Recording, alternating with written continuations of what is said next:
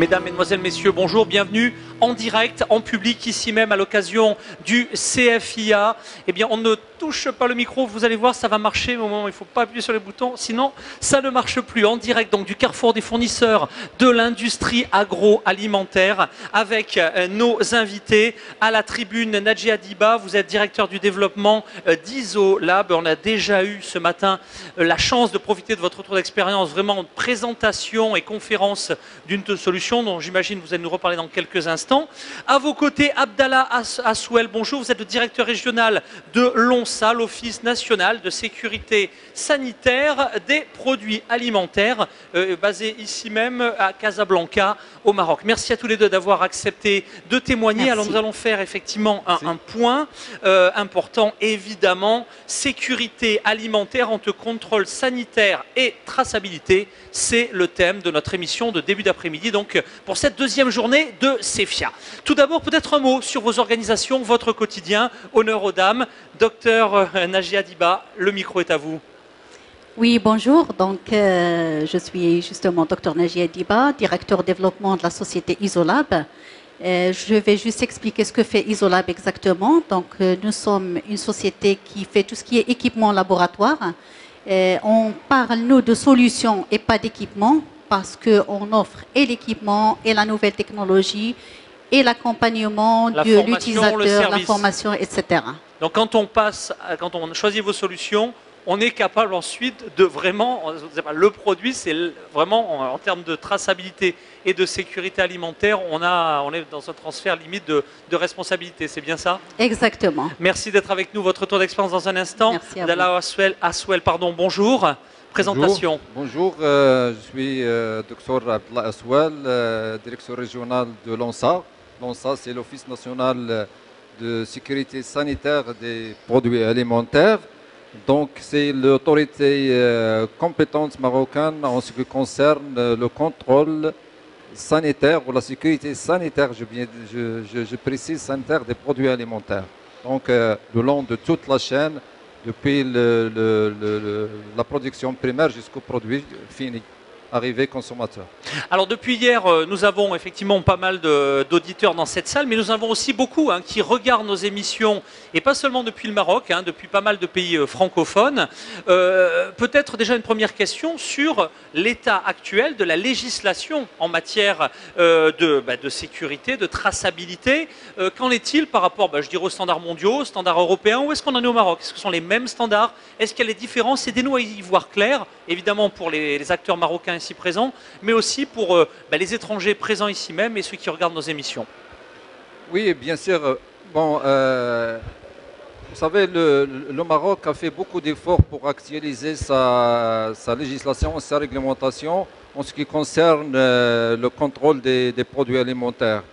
Et avec la création de l'ONSA et avec le statut avancé que possède le Maroc par rapport à l'Union européenne, il y avait tout un travail de jumelage qui nous a permis d'actualiser notre réglementation, et nous considérons que notre réglementation maintenant est très bien armée et puis à niveau par rapport aux pays avec lesquels nous commerçons. Donc je dirais un mot quand même. Avec la création de l'ONSA en 2010, il y avait aussi une nouvelle loi qui cadre tout ce qui est sécurité sanitaire alimentaire, c'est la fameuse loi SSA, la loi 2807, et qui a permis d'introduire une nouvelle approche moderne basée sur l'analyse du risque et qui, pour la première fois au Maroc, introduit un certain nombre de principes, notamment la responsabilisation de l'exploitant. C'est très important, on peut revenir sur ce chapitre. C'est une inversion de responsabilité. Oui, exactement. Et puis l'introduction de l'obligation de l'autorisation et de l'agrément des unités qui produisent les produits alimentaires. Et par conséquent, tout ce qui est autocontrôle, traçabilité, retrait et rappel, et puis étiquetage, et ainsi de suite. Véritable démarche volontariste en matière de sécurité alimentaire, cadrage législatif. Au niveau des contrôles, ça fonctionne bien. Donc vos équipes, de manière très opérationnelle, comment vous fonctionnez? sanctions, prévention? Quels sont vos outils? Quel est finalement votre quotidien? La sanction, ce n'est pas notre point fort. Ce n'est non plus notre volonté de sanctionner. D'ailleurs, avant 2010, nous avions un service qui s'appelait le service de la répression des fraudes. Maintenant, nous n'avons plus ce service. C'est donc ce service de contrôle des produits végétaux et d'origine végétale. Et nous considérons que le contrôle alimentaire est une affaire de tout le monde. Et notre approche, c'est de faire associer tous les partenaires et de les accompagner, de les conseiller. Bien sûr, les bonnes volontés sont là, c'est ce que nous faisons. Quand il y a de mauvaises volontés, c'est en ce moment que nous changeons un petit peu de chapeau et nous passons à l'application de la loi et de la répression. Oui. Très bien, merci pour cet éclairage. Alors vous êtes, je dirais, de l'autre côté, vous amenez les solutions en matière de traçabilité, mais déjà, comment voilà, le sens de l'histoire, l'évolution, l'adoption de ces nouvelles règles, comment vous la vivez-vous en tant que fournisseur de solutions? Je rejoins ce qu'il a dit M. Aswell. Un très très grand pas a été fait au niveau du contrôle sanitaire, au niveau de la sécurité alimentaire, mais pour moi le match n'est pas encore gagné. Je vais donner un exemple, c'est l'analyse des mycotoxines dans notre pays. Jusqu'à présent, il n'y a pas de réglementation, sachant que les mycotoxines, c'est très dangereux, c'est cancérigène. Et on est peut-être en train de les manger tous les jours dans notre pain. Mais à côté de ça, les gens testent les mycotoxines quand ça touche leur portefeuille, c'est-à-dire au niveau alimentation animale, au niveau, c'est vraiment économiquement parlant. Mais malheureusement, il reste à faire dans ce domaine. D'accord, donc une vraie démarche volontariste et puis encore des chantiers entiers. Ok, alors ça c'est, je dirais, est-ce qu'on a tout dit sur la partie un petit peu contrainte légale, et on pourrait faire une émission entièrement sur ce sujet.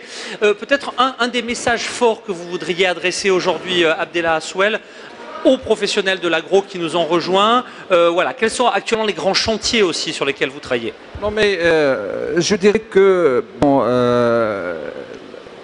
le domaine de l'alimentation, les produits alimentaires, notre slogan, c'est nous considérons toujours que c'est une affaire qui concerne tout le monde. S'il n'y a pas un travail où tous les partenaires sont associés, nous ne pouvons jamais obtenir des résultats. Et d'ailleurs, nous, dans notre approche, dans l'élaboration des textes réglementaires, depuis fort longtemps, tous les textes que nous faisons sortir sont faits avec les professionnels. Parce que nous considérons que la force d'une loi, c'est dans son application. On peut faire sortir des lois sophistiquées, les copier, mais s'ils ne sont pas adaptés à nos réalités, s'ils ne répondent pas à un besoin réel, ils n'ont aucune valeur. Ce qui fait, dans notre approche, nous faisons participer tous les professionnels. Je vous donne à titre d'exemple, maintenant nous sommes sur un grand chantier d'autorisation et d'agrément des établissements alimentaires. Et nous sommes en cours d'établir des guides de bonnes pratiques qui vont nous servir de base pour le contrôle alimentaire. Et ces guides de bonnes pratiques sanitaires et d'hygiène sont élaborés par la profession en collaboration avec l'ONSA. Et lorsqu'ils sont validés, ils sont appliqués, ils seront la base de cette autorisation. Et ce sont les professionnels généralement qui font un petit peu la sensibilisation du secteur pour qu'il y aurait une bonne adhésion à ce chantier. Important. Voilà. Merci de le rappeler. Donc, avis aux professionnels, vous avez effectivement le législateur qui est à votre écoute et évidemment qui n'a pas un rôle finalement de gendarme, mais plus un rôle de partenaire pour que les choses évoluent dans le bon sens. Et l'actualité mondiale, on pense à la Chine notamment, nous ont montré à quel point effectivement il vaut mieux travailler de concert parce que tout simplement, quand ça atteint le niveau du consommateur final, ça peut être dramatique, voire extrêmement dommageable pour toute une industrie. Si vous permettez, pour mieux expliquer ce que nous faisons, depuis la sortie de la SSA, la loi 2807 sur la sécurité sanitaire des produits alimentaires, nous faisons un contrôle du système, pas un contrôle produit. Un contrôle du système, c'est-à-dire c'est d'accompagner les producteurs le long de la chaîne alimentaire. Ne pas se suffire du contrôle du produit fini au niveau du marché, parce que quand on a des problèmes au niveau du marché, c'est déjà le trop mal tard. est déjà fait. Oui, bien sûr. Donc c'est un contrôle du système que nous faisons et nous nous réjouissons déjà que les premiers résultats commencent à apparaître. Alhamdoulilah. Alors, merci déjà pour ce cadre. On va maintenant évidemment parler d'une des réponses clés au problème de sécurité, la traçabilité. Alors, la traçabilité en 2014 au Maroc, où est-ce qu'on en est? Évidemment, solutions mises en œuvre, contraintes législatives ou pas, solutions actuelles et solutions futures. Allez, tour de table, on peut effectivement, docteur Najia Diba, commencer avec vous, puisque je crois que vous êtes au cœur du sujet. Je peux juste témoigner de par notre expérience avec nos partenaires clients industriels marocains. C'est vrai que maintenant les gens cherchent la traçabilité et cherchent même à verrouiller les résultats. Je donne un exemple, par exemple, on met à disposition de l'industriel un analyseur de lait, un Milkoscan. Donc, il ne se contente pas uniquement à obtenir les résultats, mais il veut que ces résultats soient verrouillés pour qu'il ait vraiment ce mode de traçabilité et qu'il n'y ait pas changement de résultat. Donc, nous sommes arrivés quand même à mettre en évidence des appareils ou à mettre en place des appareils avec un logiciel. Des données, quoi. Sécurisation des résultats, cryptage. Traçabilité. Ça c'est important, on parle beaucoup de pérennité de l'activité, de développement économique tout simplement. Donc chaque maillon de la chaîne a toujours lui besoin ou envie stratégiquement de sécuriser son process. Le cryptage c'est important, c'est fondamental pour vous docteur Diba? Oui, c'est important parce qu'on peut plus maintenant parler j'ai obtenu ça positif, j'ai obtenu ça négatif. La majorité des sociétés demandent la certification, et la majorité exporte aussi. Donc la traçabilité devient un fait. À l'export, on a envie de dire c'est obligatoire, c'est incontournable. Oui. Et au Maroc, c'est vraiment une tendance forte. Vous voulez peut-être témoigner sur la traçabilité, M. Aswel? Oui, ben, c'est incontournable. La traçabilité, c'est l'as de tout. Et maintenant, nous avons une réglementation qui oblige les exploitants à tracer leurs produits. Et puis, l'exploitant, de par la loi, doit à tout moment démontrer qu'il a produit dans les normes. Il ne peut pas démontrer qu'il a produit dans les normes s'il ne dispose pas d'une traçabilité et d'un autocontrôle. Donc c'est quelque chose maintenant à laquelle tout le monde est conscient. Je ne peux pas vous dire que c'est facile, c'est pas quelque chose qu'on peut mettre du jour au lendemain parce que la traçabilité, c'est de connaître tout d'abord l'origine et la nature et l'état et le statut des produits qui nous sont fournis, qui vont servir de matière première, et aussi connaître nos clients aussi, parce que il va falloir à un certain moment, s'il y a un problème, retirer et rappeler le produit. Et si nous ne disposons pas d'une traçabilité de nos clients, nous ne pouvons pas le faire du moins dans des délais de manière opérationnelle. Voilà. Donc ça fait que maintenant la traçabilité c'est quelque chose où tout le monde est conscient et tout le monde essaie d'instaurer une traçabilité correcte. Et c'est un chantier sur lequel nous allons certainement encore travailler. On aura l'occasion d'en reparler, j'imagine, sur ce plateau. Docteur Diba, vous voulez réagir peut-être tout d'abord? Puis moi j'ai une question sur les technos disponibles sur le marché, celle d'aujourd'hui. Et je crois que vous avez présenté ce matin les technos de demain, en tout cas de demain, c'est pas le futur. Oui. J'aimerais que vous en disiez un petit peu deux mots. Donc réaction et puis tour d'horizon des solutions. Je voudrais juste réagir sur ce qu'il a dit M. Aswel. C'est vrai que tout à l'heure il a parlé du contrôle tout le long de la chaîne. Et ça, c'est quelque chose que l'ONSA a incorporé dans l'esprit des industriels. Maintenant, l'industriel, il n'attend pas le produit fini pour le tester, c'est trop tard, mais il suit toute la chaîne du process. Et la traçabilité est obligatoire parce que sinon, il ne pourra pas réagir ou réajuster justement son process.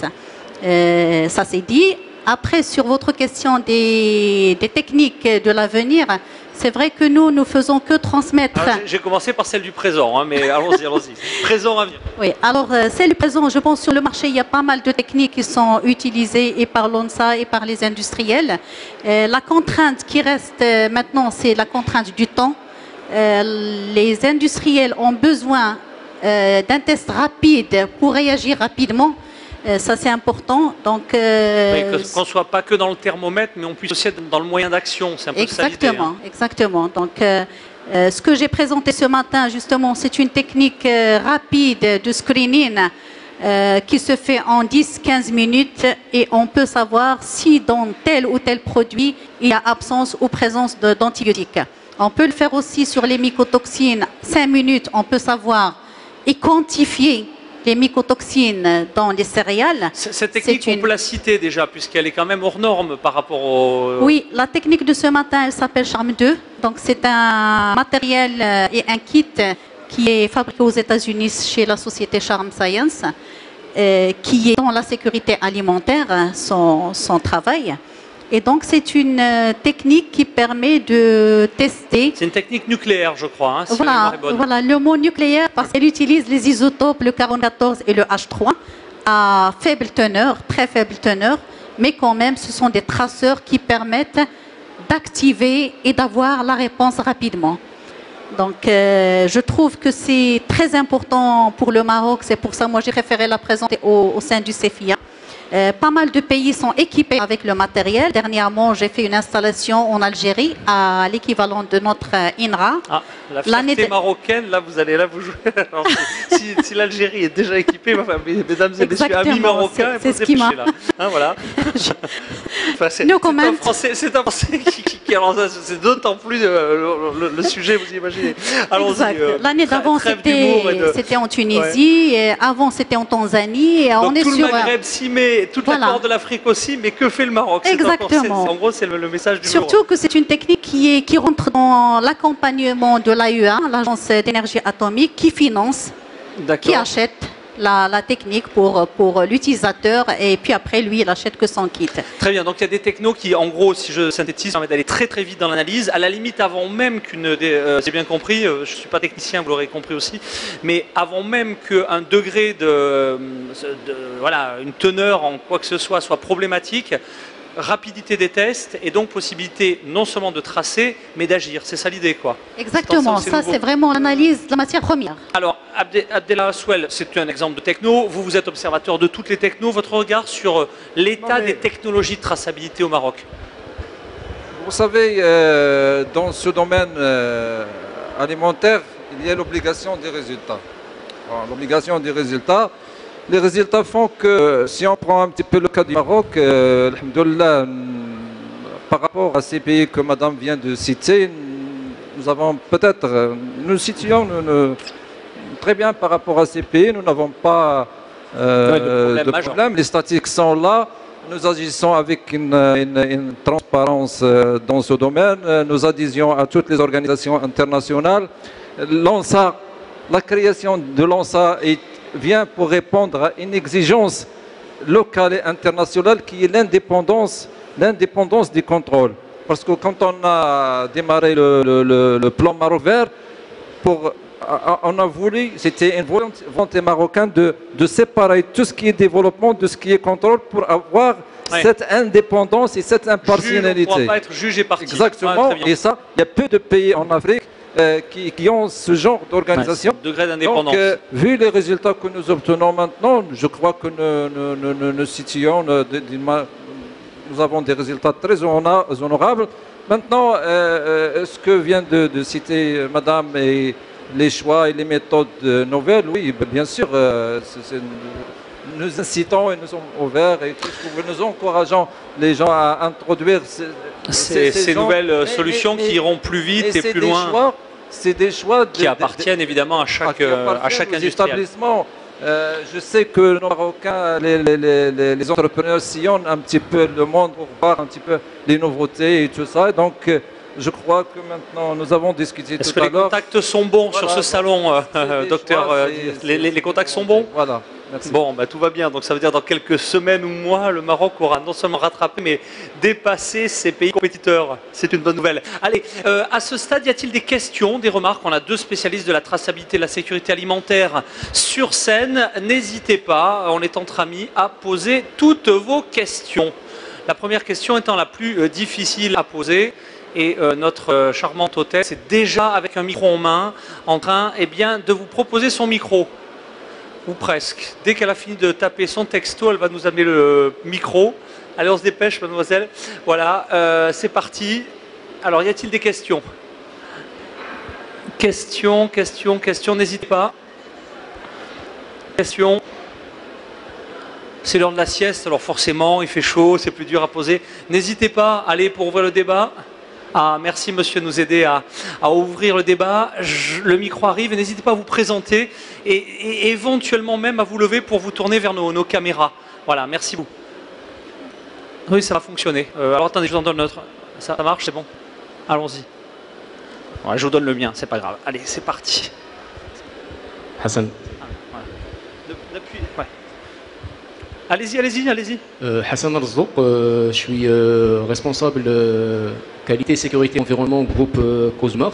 Et également, je suis expert en management qualité, sécurité, environnement, notamment en sécurité sanitaire des aliments. Moi, la question que je voudrais poser, c'est quel est le niveau de traçabilité requis quand on travaille dans des industries de masse, notamment la minoterie, laiterie, sucrerie, donc où vraiment on va acheter. Est-ce qu'on travaille au niveau du vrac, au niveau du lot, au niveau de la palette, de l'emballage? À quel niveau de bien sûr arrêter cette finesse de traçabilité? Alors on a un spécialiste, Abdellah Aswel, peut-être un élément de réponse. Merci pour votre question. D'autres questions, n'hésitez pas. Si vous avez d'autres questions, faites signe à notre hôtesse qui va vous amener ça très promptement. Oui, le domaine de l'alimentaire est un domaine vraiment extrêmement large et divers, très vaste, et c'est ça qui fait sa richesse. Et je dirais même à l'intérieur d'un secteur, il y a des nuances entre chaque unité, chaque établissement est traité à part. Et nous, pour nous, en tant qu'ONSA, avec ce système d'autorisation ou d'agrément, nous distinguons entre deux grands niveaux. Le premier niveau, c'est pourquoi nous avons introduit ce concept d'autorisation et d'agrément. Le premier niveau, c'est l'autorisation, c'est les secteurs où il n'y a pas beaucoup de risques. C'est des secteurs dont leur manuel se base sur les bonnes pratiques d'hygiène, les bonnes pratiques de fabrication. C'est des domaines qui ne présentent pas de risques. Là, c'est des exigences qui ne sont pas c'est du normatif, mais c'est pas normatif. Et là, généralement, c'est ces guides que j'ai dit tout à l'heure qui sont la base du contrôle, qui déterminent la traçabilité, les niveaux de traçabilité, les niveaux d'autocontrôle, ainsi de suite. Et vous avez des domaines où il y a du risque, le vrai risque, où les manuels doivent être basés sur l'ACCP, et là c'est un autre niveau. C'est un autre niveau où il y a des exigences plus élevées, une traçabilité encore très rigoureuse, un autocontrôle très rigoureux, ainsi de suite. Donc, bon, on ne peut pas faire plus que deux niveaux, mais à l'intérieur, je dis très bien, et par expérience, à l'intérieur même d'un secteur, on doit différencier entre les niveaux d'exigence entre les unités. Voilà. Ok, je ne sais pas si ça a répondu à votre question. Une question encore très rapide et une réponse rapide puisqu'on arrive au bout de notre émission. Ça va marcher, vous inquiétez pas. Levez-vous et, enfin, moi, vous ayez appuyé sur le bouton éteindre. Il faut jamais toucher au petit bouton. S'il y a une lumière Là, verte, c'est bon? Ça marche. On vous écoute. Bonjour à tous, je suis responsable produits chimiques à la société Kimia. Je suis fournisseur de plusieurs clients dans le secteur agroalimentaire et ma question réside par rapport à certains additifs qui rentrent dans la chaîne de valeur, que ce soit dans la production du produit à vendre ou bien au niveau des utilités. Les utilités, c'est l'eau par exemple. Donc, on a parlé du secteur des sucreries. Il y a un additif qui s'appelle le formol par exemple. Il est reconnu qu'il est interdit au niveau de l'Europe déjà, Nord-Amérique. Apparemment pas tant que ça. C'est le cas. Je vois déjà la discussion. Et au niveau des utilités par exemple, il y a ce qu'on appelle l'hydrazine, donc qui représente beaucoup de risques par rapport aux opérateurs et aussi par rapport aux consommateurs. On se limite à l'analyse du produit lui-même au niveau du produit fini, là où l'additif qui apporte le risque est à un niveau de teneur très négligeable par rapport à la réglementation, mais tout de même au niveau de la chaîne de valeur, c'est un produit qui est trop risqué et son danger est reconnu de partout dans le monde. Et au Maroc, par exemple, on persiste à utiliser pour le souci du prix, c'est-à-dire par rapport à des solutions alternatives qui répondent aux impératifs environnementaux. C'est plus cher, mais à terme, ça répond à toutes les exigences en termes de sécurité, santé au travail. Voilà. Merci pour votre témoignage, je dirais plus que votre question. Une réaction par rapport à ce qui vient d'être évoqué? Et ce sera une conclusion d'ailleurs, hein, puisqu'on arrive au bout de votre conclusion à tous les deux. Si vous permettez, je vais essayer de répondre d'une manière générale. Voilà, et courte en une minute, s'il vous plaît. Vous savez, nous, dans notre système de contrôle, il est fait à plusieurs étapes. Les produits dont vous parliez, donc, généralement, c'est des produits qui sont importés. Vous êtes d'accord? Alors, nous avons un contrôle. Oui. Nous avons un contrôle déjà au niveau des frontières, qui sont les directions de contrôle et de la qualité, et qui travaillent selon une réglementation qui tient selon une réglementation et qui tient en considération dans leur contrôle l'environnement actuel, international. Même si un produit, par exemple, si l'appareil, un produit, par exemple, provoque des problèmes particuliers ou tout ça, on peut agir même si n'est pas réglementé au niveau du Maroc. Sur la provenance, sur l'utilisation finale du produit. Donc ça, c'est une première barrière. La deuxième barrière, c'est la réglementation dont nous disposons, qui est basée sur une liste vraiment rapidement de tous les additifs qui sont permis par rapport à un produit, par rapport à une utilisation. Vous pouvez consulter la liste qui est actualisée et publiée chaque année par rapport aux additifs alimentaires. Et pour cela, nous nous basons sur le Codex Alimentaris, nous sommes membres du Codex Alimentaris. Nous nous basons sur la réglementation européenne aussi qui est actualisée. Donc il y a un certain nombre d'éléments, de paramètres qui nous permettent de mettre en place un contrôle par rapport à ces additifs alimentaires. Je ne sais pas si... J'ai dit que je vais répondre d'une manière générale, je ne sais pas si... Ok, ben je crois que je vais demander au plus vite à nos amis de l'ATCO de Rapquet sur le plateau télé. Et HM, essayez peut-être d'éteindre cette baffle. Ok, on va continuer le temps que ça... Voilà, qu'on éteigne la... Voilà. Attendez, bon, je vais me charger moi-même. Voilà, ça fait du bien hein, tout de suite. Ok, il nous reste 2 questions. Alors je vais vous proposer de poser les 2 petites questions d'un seul coup. Mademoiselle, rapidement s'il vous plaît, pour donner le micro allumé à nos invités. Et 2 petites questions très très rapides et des réponses très très rapides.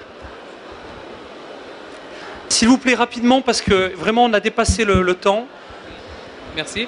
Juste une petite question concernant les autorisations et les agréments sanitaires. Alors, concernant les autorisations et les agréments sanitaires, est-ce que pour les hôtels, les cuisines centrales des hôtels, sont soumis à des autorisations ou bien à des agréments? Merci pour votre question. Deuxième et dernière question, on va les prendre ensemble et on va... Ouais. Bonjour à tous. Donc, une petite question d'une consommatrice.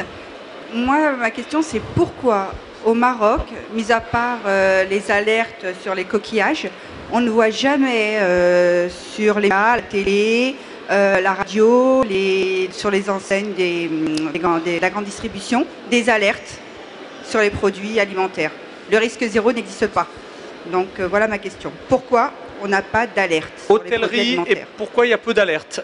Vraiment 20 secondes de réponse parce qu'on est vraiment au bout du timing. Hôtellerie, tout ce qui est cuisine centrale, c'est agrément. Tout ce qui est restauration collective, c'est des autorisations et qui ne sont pas délivrées par l'ANSA, ils sont délivrées par les présidents d'arrondissement, les présidents de communes. Donc, cuisine centrale, c'est agrément et c'est délivré par ANSA. Tout ce qui est autre, restauration collective, c'est autorisation et c'est délivré par la commune sur avis de l'ANSA. Merci. Sur consommateur, pourquoi pas d'alerte?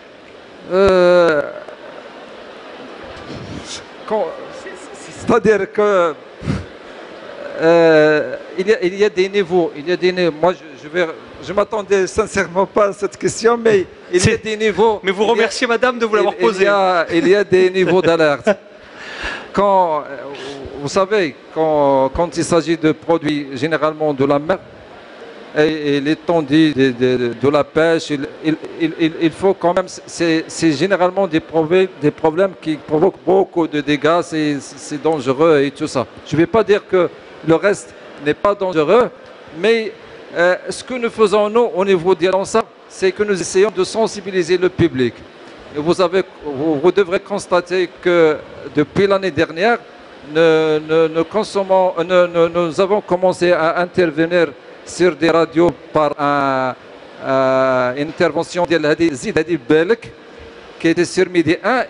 Cette année, il est sur 5 chaînes radio où nous essayons de sensibiliser plutôt.